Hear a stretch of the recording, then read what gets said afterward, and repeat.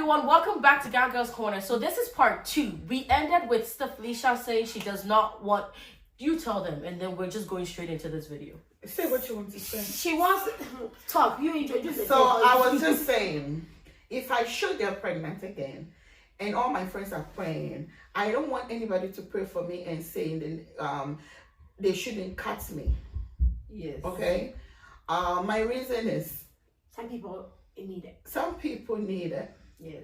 If I mean, cutting you is not taking nothing from you. Yes. It's actually saving you. And the child. And like I said, my second child, I literally begged them. Even that one was not because I couldn't, but because of the experience I was having. So if I had waited with that negative thought in me that they all keep doing that, and I might not even push well, or I could end up, you know. Okay, so that thing Sister Felicia just said right now, it's a huge stigma. It's a problem, and I think it's not just in the Ghanaian community. I think it's in African community. It is. It's not just African. It's in immigrants. Immigrant communities. Yeah. So the thing is, when we're pregnant and like we're praying, or our parents are praying for us, pastors are praying for us, you hear a lot of the time, may you deliver like the Hebrew women. Yeah. May you deliver like the Hebrew women. May when you go, may they not cut you. You come against every C-section. May you have a vaginal delivery. Natural They delivery. say vaginal. They say normal. Yes. And I told Princess was like, Queen, what's the difference normal? between Yes. vaginal delivery and a normal delivery? And I told her, for me, I call my delivery a vaginal birth because I still did the epidural. I didn't do a natural. Like people say I did a natural birth. No, that's the thing. There are people who also Natural means the woman went on let me tell you something. No woman goes to the hospital in the United States and gives birth naturally. You want to know why? You got IV fluid. No. There's no such thing as a natural birth in this country. Every single person, when you go to the doctor, they start giving you drips. Do you think those drips don't have medication in it? I'm sorry, they do. What do they think? The moment they tell you, but my thing is for pain, like depending on the kind of pain. Only when you don't get the epidural, because I'm going for without epidural. Yeah, that's what I'm trying to say is that stigma that women are also putting amongst ourselves need to stop. Yeah. And then they say, you should have this kind of birth, and it's great, but at the same time. And then it makes women who like have a C-section start to feel like you're less than, or you wish like, you know, because for me, I had it was an emergency C-section. I didn't plan it. I didn't want it. When I went to the hospital, I had a plan. I had written things down. This is how I wanted them to respond to me, blah, blah, blah. But when I got there, the first nurse who even saw me, she was so rude. When I say hella rude, she was so rude. And then the doctor came, the doctor who also saw me was so rude, and then she starts going, get on all fours. And I said, excuse me? And she's like, get on all fours, which means on your hands and on your legs. So then I bend like a dog, and then they were like, we still can't feel the heartbeat. And it was like tossing me from here to there, from here to there. It was a lot of like tossing. And then she was like, we're going to have a C-section. And then I was like, I don't want it. Then the nurse tells me, if I were you, I'll just do it. Yeah. Did Aaron poop? And he's like, I was going to ask you which one of you farted. Actually, that's why he came here. Because when he poops, he wants somebody to change him. No, but so for me, when it comes to like the natural birth, if you give birth in your house, good for you. Congratulations. If you give birth in the hospital and you do epidural, good for you. Congratulations. If you get a C-section, good for you. Congratulations.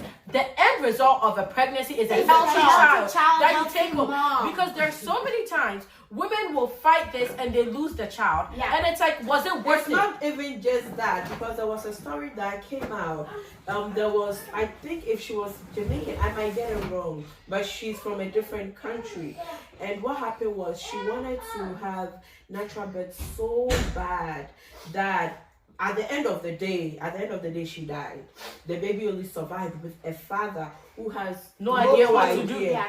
Not that mothers have an idea also. Yeah. But he's mourning his wife and then mourning and that's the thing. It's a stigma. But seriously, because even me, I think of like if I had continuously pushed for a natural birth, my son would have died. Something would have because when he came out, if you don't know, babies pass the first scoop Meconium, called yes. meconium, and it's green.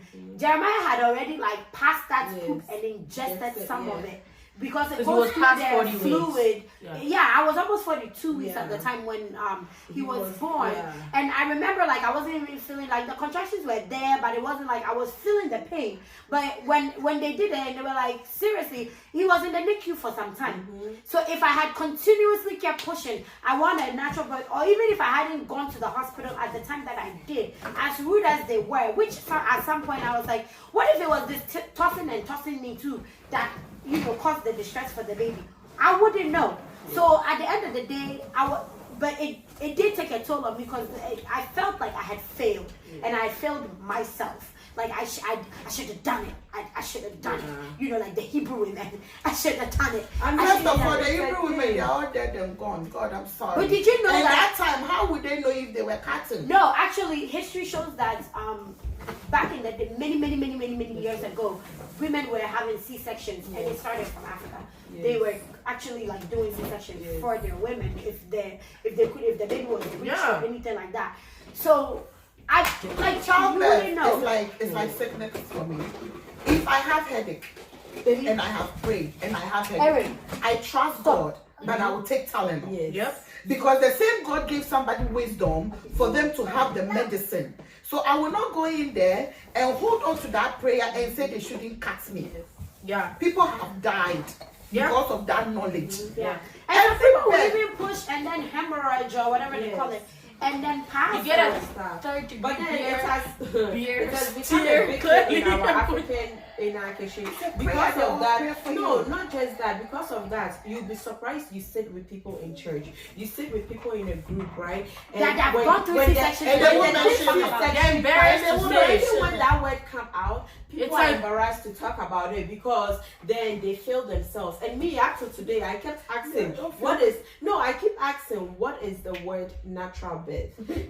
Because my definition is, can natural birth, they're not more shower me.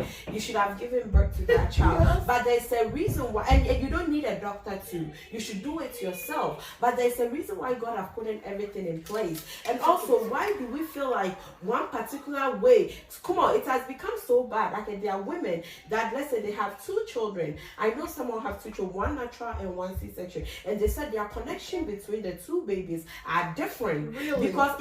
Because one person was cut and then the other person was natural. You ask yourself, how does that make it? And there are people who say, actually, even breastfeeding, if you don't get to breastfeed your child, then you don't feel connected to your child. But you pray before you're pregnant. I'm sure everybody prayed that, God, let me have a baby and something. I just wanted a healthy So one. once you are delivered, you've delivered your baby, you should be excited with the baby. You're going to love them the same way. Yeah. This thing needs to stop. There's a It reason needs why to stop. that moment usually is a forgotten moment.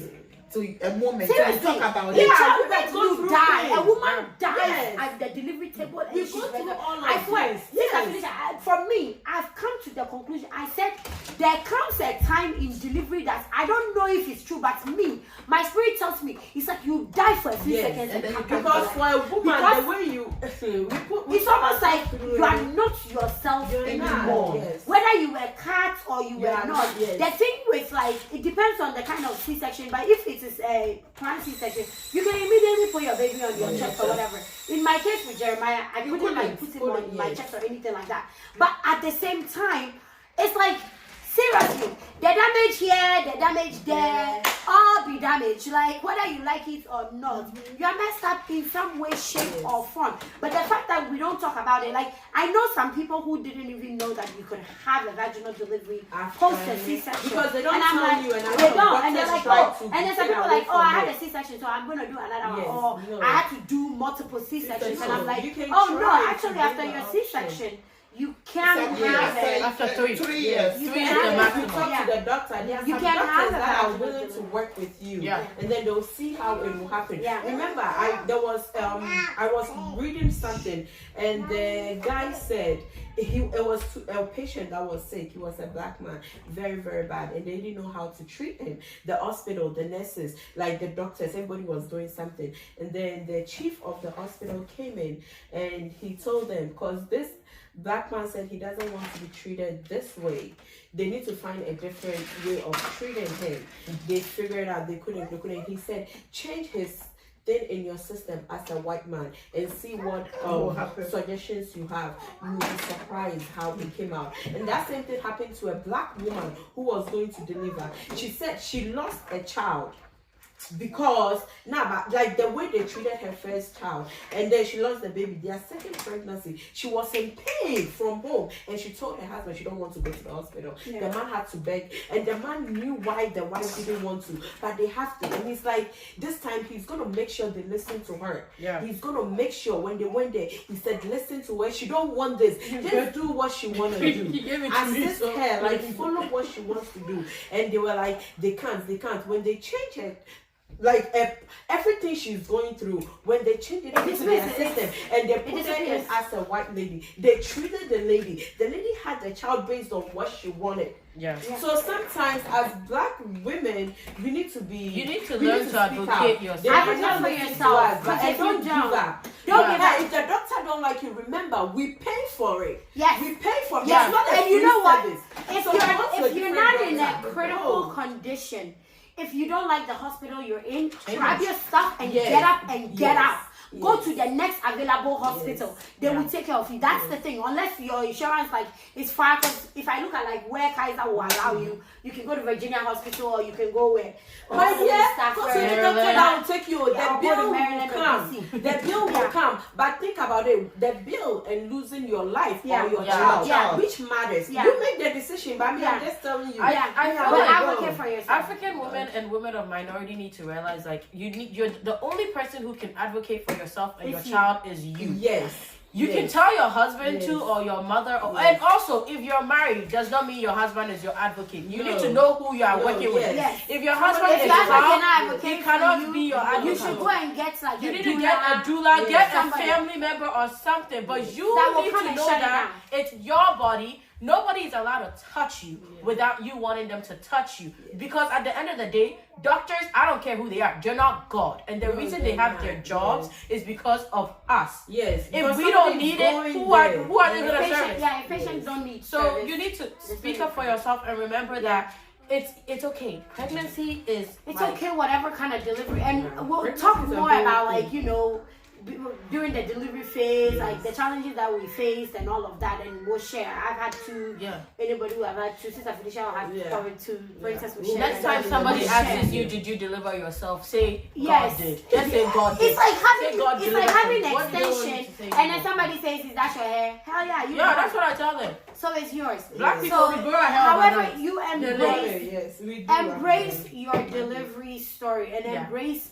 However you deliver it, whether it's a vaginal delivery, C-section, emergency C-section, VBAC, whatever you want to call it, home birth, water birth, whatever.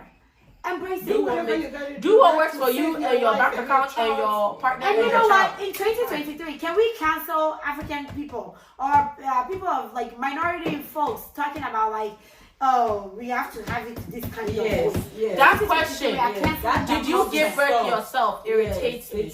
So why should it be a question stop to ask asking people, did you give birth yourself? Yes, I did. I gave birth myself. You cheated for me. You carry my child and give birth. I just came and borrow it. Let's remember, pregnancy is a fun thing, and it's actually a sickness. If you think about it, for 10 months there's a parasite in you eating you up like nobody's business. No, they are parasites. Think about it. Before they come, think about it. There's a parasite in you sucking your blood. It's a temporal disability, and it's not 9 months. It's 10 full months. Which is why for me, when I'm pregnant, I don't know if you all do it. I don't mind packing in the handcuffs. No, you're supposed to pack there because they won't. I do sometimes. Do you? No. Actually, some stores actually put the handicap there. I love the hospital. I like it for mothers only. I said one time, I literally honked at the guy, and I kept honking, and he was like, I'm like, stop, you need to come out. So he comes out, and then when I came out, my belly was not even that big, but the way I positioned myself, so he can see that, excuse me, we are incubating here. So we're doing something. We're creating life. But anyways, I think we're good to end it here. Yeah. Yes. Don't Don't forget forget to like, comment, subscribe, hit the Subscribe. notification bell button. Everybody say thumbs up, and share the link. On that note, God girls are out.